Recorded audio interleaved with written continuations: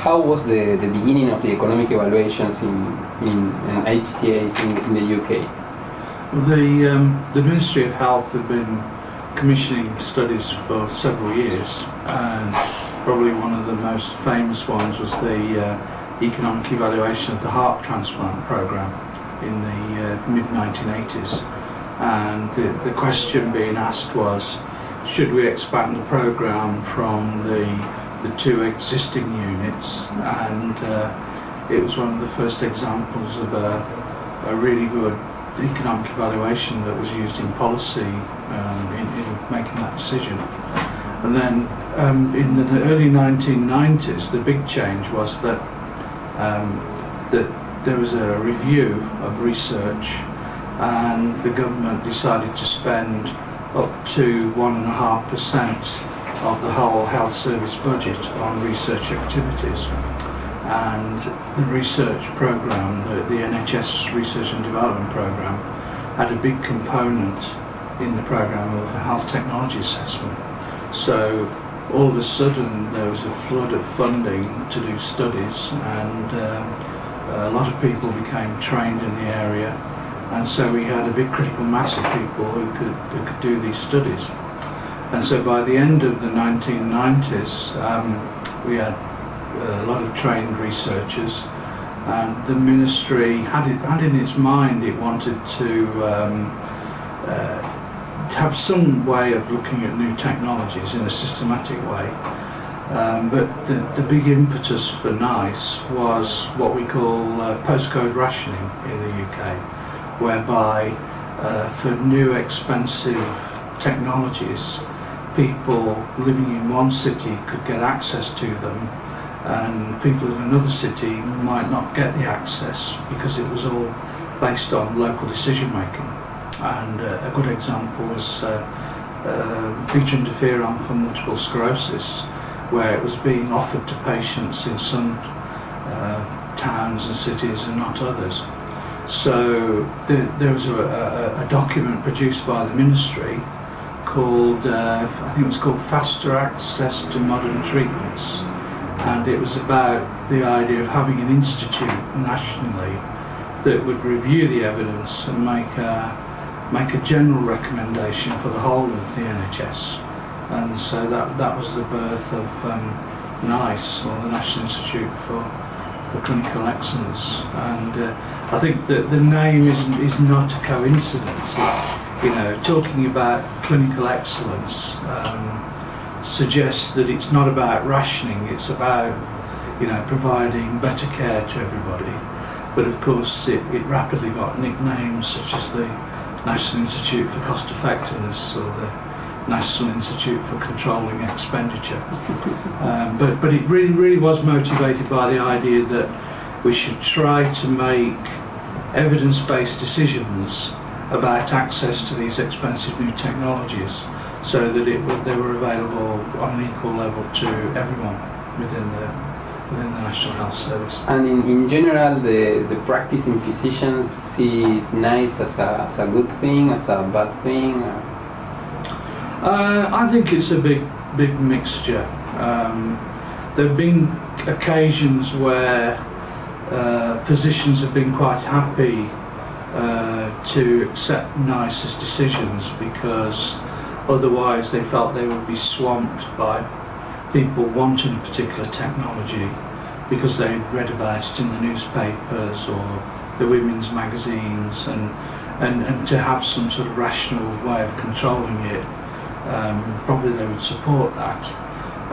But you also find physicians quite concerned in some areas where a new technology is restricted, you know, and you know, we've had some occasions recently where there'll be a letter written, you know, to one of the top newspapers by the 20 top physicians in a field saying that it's terrible that what NICE is, you know, not given access to this new wonder drug. So it's a difficult business. I mean, the way I like to think of it, well, on a good day when I'm feeling positive about these things, I tend to view it as not increased rationing, but different rationing. It's trying to ration care so that it goes to the people who gain the most, and hence where it would be more cost effective. So most of NICE's decisions aren't a straight yes or no. Most of the decisions are to say, out of the total patient population, these are the ones that should get priority for this treatment, because in those patients it will be clinically and cost effective. I see. How do you think that are the future challenges for the HTA or NICE? I mean, in the UK or in the world, I think. I think the biggest problem I foresee is drug discovery is getting harder, more costly. We have the possibility of targeted therapy and individually targeted therapy. You know, instead of there being one drug for a treatment of a particular cancer, you'll have your own cancer drug and I'll have my own cancer drug. And I just don't know how we're going to pay for all that without substantial increases in the healthcare budget. So I can see the challenge being that bodies like NICE might end up saying no to new technologies more often than they are doing at the moment. And then I think there could be some community concern about that. You know, and I think in the last year we've begun to see that in the UK, that, you know, people are wondering why they can't have access to these new expensive drugs, because they see that in other countries, you know, people have access to them, and they wonder why NICE is saying no to them. So I think that is a big challenge, but I don't think we should you know, underrate the achievements of bodies like NICE. I think the methodological rigour that they've used, they've tried to be fairly transparent in what they've done, and they've tried very hard to involve all the stakeholders in the process. I mean, I guess those would be the three biggest achievements, you know, pushing the methods forward, involving stakeholders and trying to be transparent.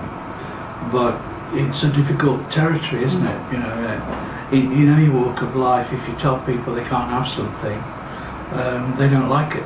You know, so and I think that's the challenge. And I think that more and more the common people needs to be involved, just to generate like a common opinion, just to I mean, the patients wants the drug. Well, but if common people that are not patients maybe get involved, well, I don't know, like a common decision can be made, but it's a very difficult task. Yeah, I mean, what I always say to people when they say to me, you know, well, NICE is terrible, it's, you know, it's bad for patients.